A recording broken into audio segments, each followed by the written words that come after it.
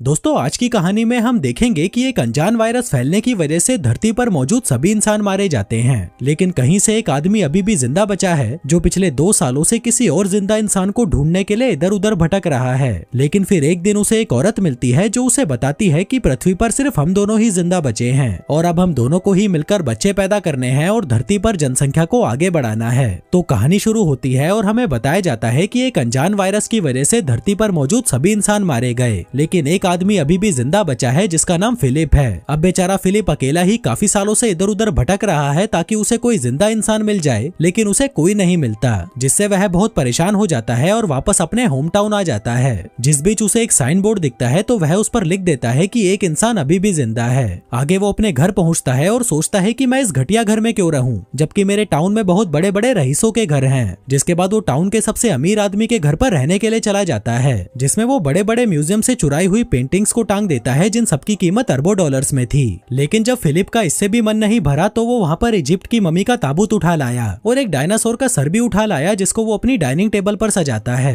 फिर रात को सोने से पहले वो ऊपर वाले से बार बार हस्त मैथुन करने के लिए माफी मांगता है जो वो पिछले 2 सालों से कर रहा था। फिर अगली सुबह वो टॉयलेट जाता है लेकिन उसमें पानी नहीं आ रहा था, तो वह अपना पिछवाड़ा धोने के लिए बहुत सारी बिस्लेरी की बोतल उठा लाता है। फिर पेट खाली करने के बाद उसे भूख लगी थी तो वह एक सुपरमार्केट में जाता है जिसके दरवाजे को खोलने की बजाय वो उसे बंदूक से उड़ा देता है। फिर अंदर आकर वो अपने लिए बहुत सारा खाना लेता है, लेकिन तभी उसकी नजर वहाँ रखी गंदी मैगजीन्स पर जाती है जिसको वह ठूस ठूस कर अपनी ट्रॉली में डालता है और वहाँ से निकल लेता है। रात को वह $10,000 की वाइन खोलता है और ऊपर वाले को शुक्रिया करता है, जिसके बाद वो 2 बार हाथ गाड़ी चलाता है और चुपचाप सोने चला जाता है। फिर अगले दिन फिलिप अपना टाइम पास करने के लिए घर के महंगे महंगे सामानों को बर्बाद कर देता है, लेकिन जब इससे भी उसका मन नहीं भरता तो वह एक महंगी मस्टैंग को एक सस्ती कार से भिड़ाकर विस्फोट कर देता है, क्योंकि वो बेचारा कब तक अपनी हाथ गाड़ी चलाकर टाइम पास करता। अब ऐसे करते करते कुछ दिन बीत जाते हैं और हम देखते हैं कि फिलिप का घर एक कबाड़ खाना बन चुका है, और वैसे भी वो इस घर को क्यों ही साफ करता, ये घर उसका थोड़ी ना था। आगे वो एक रबर के पूल को दारू से भर देता है और उसी में नहाता है, उसी को पीता है। इसी बीच अचानक उसे जोर का टॉयलेट आ जाता है, लेकिन उसके टॉयलेट में कबाड़ भरा पड़ा था, इसलिए वो अपने लिए एक नया कमोड बनाने की सोचता है। वो एक स्विमिंग पूल के फट्टे को बीच में से काट देता है और वहीं पर हगने बैठ जाता है।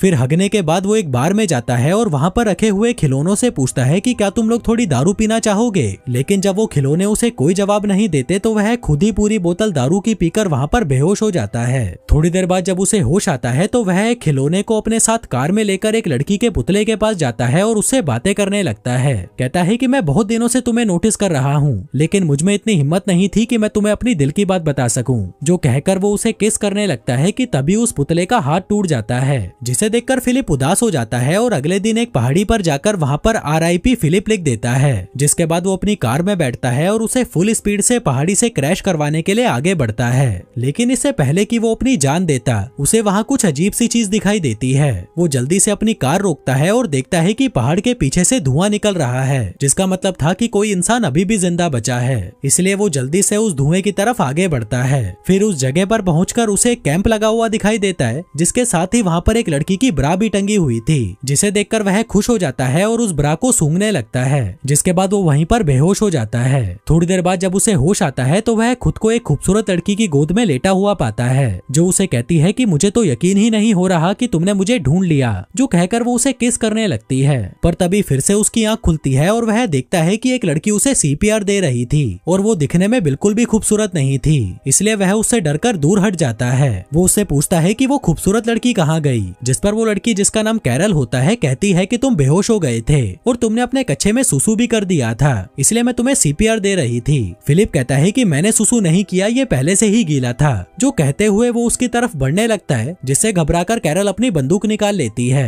कहती है कि पहले तो मेरी ब्रा नीचे रखो और ये बताओ कि क्या तुम एक अच्छे इंसान हो। वो कहता है कि हाँ मैं अच्छा हूँ, तुम मुझ पर भरोसा कर सकती हो। वो पूछती है कि तुमने ही उस साइन बोर्ड पर अपने बारे में लिखा था। फिलिप कहता है कि हाँ वो मैंने ही लिखा था। दरअसल अकेले रह रहकर मैं परेशान हो चुका था और अपनी जान देने ही जा रहा था कि तभी मुझे तुम दिखाई दी। जो सुनकर कैरल को उस पर तरस आ जाता है और वह उससे दोस्ती कर लेती है। आगे वो दोनों साथ में बैठकर कॉफी पीने लगते हैं, जहाँ पर हम फिलिप को देखते हैं जो बिल्कुल भी खुश नहीं था, क्योंकि वो अपने लिए हमेशा से एक खूबसूरत लड़की चाहता था, लेकिन उसे क्या मिला, ये जंग लगा कबाड़। जिसके बाद वो कैरल को अपना घर दिखाने ले जाता है, लेकिन तभी रास्ते में कैरल उसे एक स्टॉप साइन पर रुकने के लिए कहती है। जिसके बाद वो दोनों दाएं बाएं देखकर चेक करते हैं कि कहीं कोई सड़क क्रॉस तो नहीं नहीं कर रहा। आगे घर आकर फिलिप कैरल को अपना टॉयलेट वाला पूल दिखाता है, फिर कचरे वाला पूल दिखाता है और फिर दारू वाला पूल दिखाता है। फिर अंदर आकर कैरल को वहाँ बहुत सारे मैगजीन के ढेर पड़े हुए दिखते हैं, तो वह उससे पूछती है कि ये सब क्या है। फिलिप कहता है कि ये मेरी हाथ गाड़ी चलाने के लिए गंदी मैगजीन्स हैं। जो सुनकर कैरल हंसने लगती है और कहती है कि मैं तुम्हें जज तो नहीं करना चाहती, पर तुम मुझे बहुत बड़े ठरकी लगते हो। जो सुनकर फिलिप को बहुत बुरा लगता है और वो उसे वहीं पर छोड़ आता है जहाँ से वो उसे उठाकर लाया था।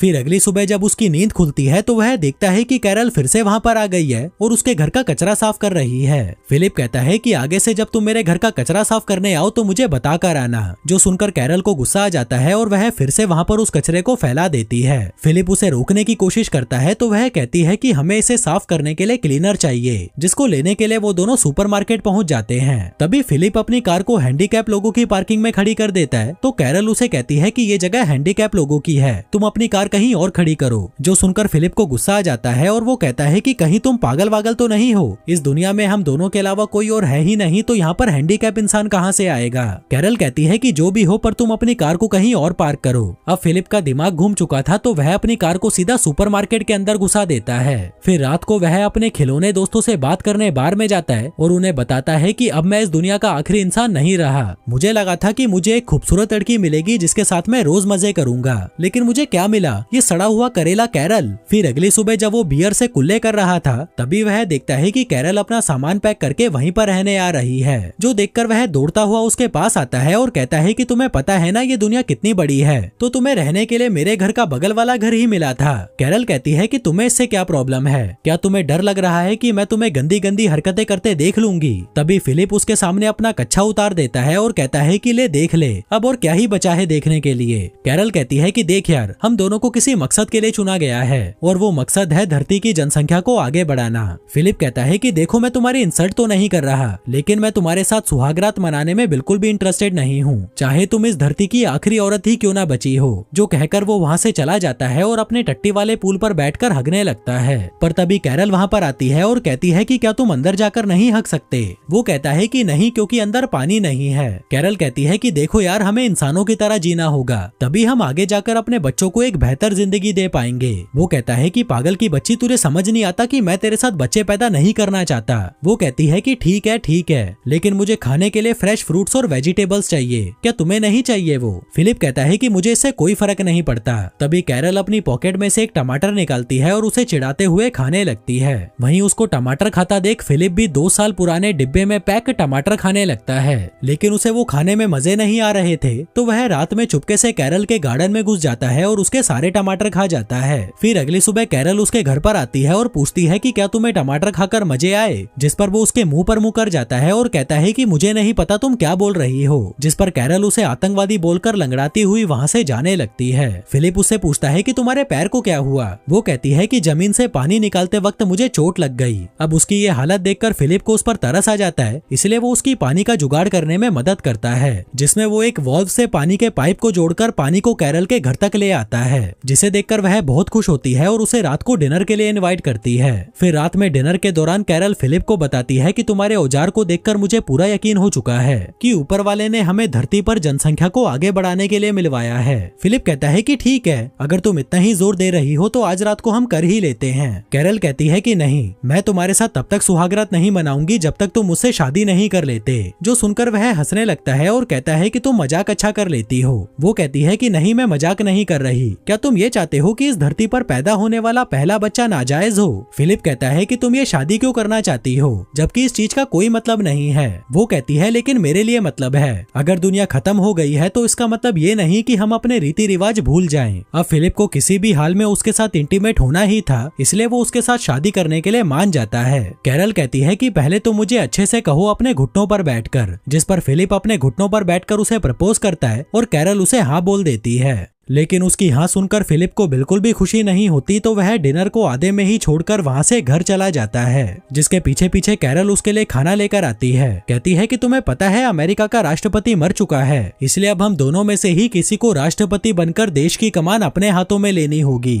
वहीं फिलिप जो उससे बहुत ज्यादा परेशान हो चुका था कहता है कि तुम ही बन जाओ राष्ट्रपति। वो कहती है कि मैं नहीं बन सकती क्योंकि मुझे लोगों के बीच भाषण देना नहीं आता, इसलिए उन दोनों की सहमति से फिलिप को राष्ट्रपति बना दिया जाता है। फिर फिर अगले दिन कैरल स्टोर से अपनी शादी के लिए कुछ सामान लेने जाती है। वहीं फिलिप अपनी बैचलर पार्टी एंजॉय कर रहा था, जिसमें वो बहुत सारे टिश्यू पेपर्स को इकट्ठा करके उसमें आग लगा देता है। जिसके बाद वो फटे पुराने कपड़े पहनकर चर्च में पहुंचता है, जहां कैरल ने चर्च को बहुत अच्छे से सजा रखा था और खुद भी वो बहुत अच्छे से तैयार होकर आई थी। फिर शादी के दौरान जब रिंग पहनाने की बारी आती है तो फिलिप शादी की रिंग लाना ही भूल जाता है। दरअसल वो ये शादी करने में बिल्कुल भी इंटरेस्टेड नहीं था, जो देखकर कैरल गुस्सा हो जाती है और शादी को बीच में ही छोड़कर वहां से चली जाती है। तभी फिलिप उसके पीछे पीछे उसके घर पहुंचता है और उसे दरवाजा खोलने के लिए कहता है, लेकिन जब वो दरवाजा नहीं खोलती तो वह उसके दरवाजे को तोड़ देता है। फिर अंदर आकर वो देखता है कि कैरल ने अपने घर को बहुत सुंदर सजा रखा था, क्योंकि वो अपनी शादी को लेकर बहुत ज्यादा एक्साइटेड थी। जिसके बाद वो कैरल को देखता है जो सड़ी हुई शक्ल लेकर एक कमरे में बैठी हुई थी। फिलिप उससे माफी मांगता है और कहता है कि मैं सच में रिंग के बारे में भूल गया था, अगर मुझे याद रहता तो मैं पक्का लेकर आता।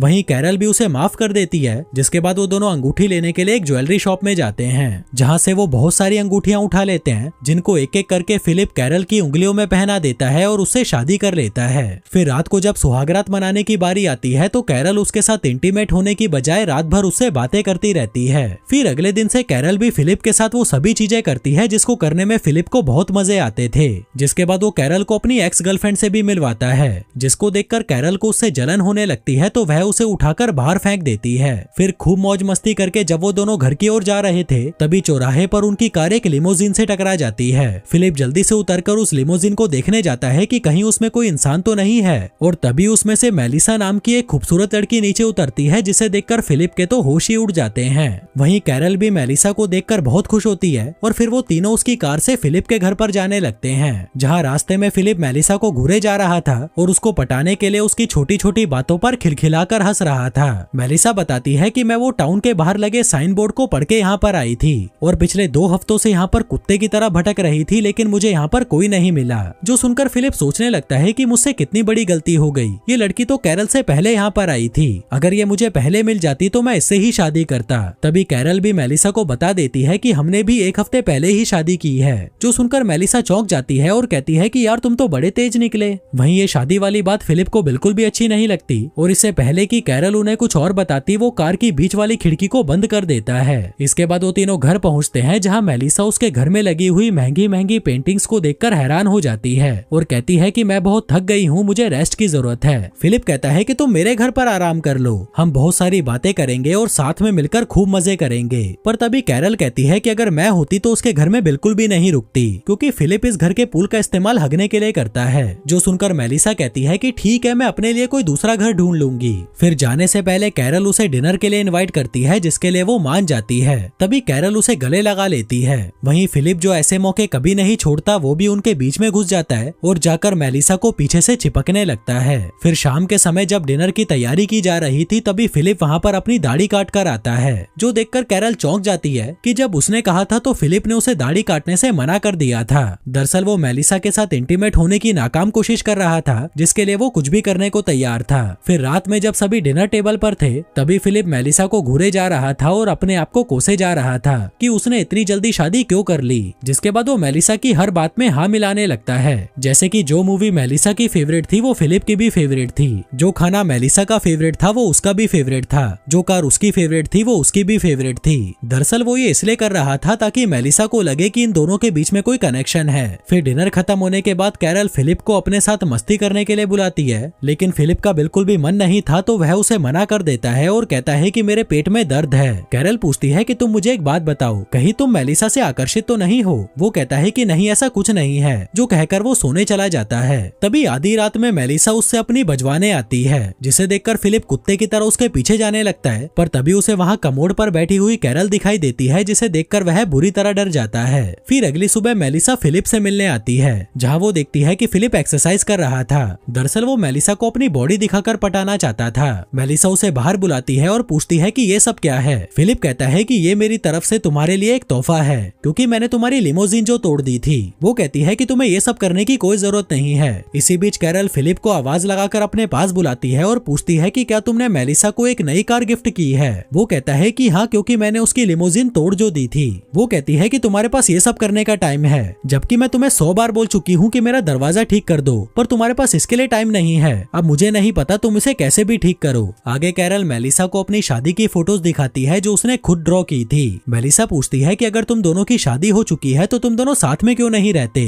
वो कहती है कि नहीं, मैं उसके साथ नहीं रह सकती, वो बहुत गंदा है। मैंने उसके साथ शादी सिर्फ धरती पर जनसंख्या को बढ़ाने के लिए की है। वहीं जब फिलिप दरवाजा ठीक कर रहा था तभी मेलिसा उसके पास आती है। वो कहती है कि मेरे पास एक जनरेटर है जिससे हम बियर को ठंडी करके पी सकते हैं, इसलिए तुम शाम को कैरल को लेकर मेरे घर पर आ जाना। लेकिन फिलिप अकेले ही उसके घर बियर पीने पहुंच जाता है और उसे कहता है कि कैरल की तबीयत खराब है इसलिए वो नहीं आ सकती, जबकि इसने कैरल को बताया ही नहीं था कि मेलिसा ने इनको बियर पीने के लिए इनवाइट किया है। फिर बातों के दौरान मेलिसा उसे बताती है कि मैं पिछले 2 सालों से किसी मर्द की तलाश में भटक रही हूँ, क्योंकि मुझे भी मजे करे काफी साल बीत चुके हैं। मेरी भी कुछ जरूरतें हैं जिन्हें मैं पूरा करना चाहती हूँ। फिलिप कहता है कि हाँ, मैं समझ सकता हूँ, ये सब नेचुरल है। मेलिसा कहती है कि मैं तुम दोनों के लिए बहुत खुश हूँ कि तुम दोनों साथ में हो। भले ही तुम दोनों में अनबन चलती रहती है पर तुम दोनों साथ में तो हो, जिसकी मैं बहुत इज्जत करती हूँ। वहीं फिलिप उसे ये बताने के लिए तड़पा जा रहा था कि मैं कैरल से बिल्कुल भी खुश नहीं हूँ। मैं तो तुम्हारे जैसी किसी लड़की के साथ मजे करना चाहता था, पर मुझे क्या मिला, ये सड़ा हुआ कचरा।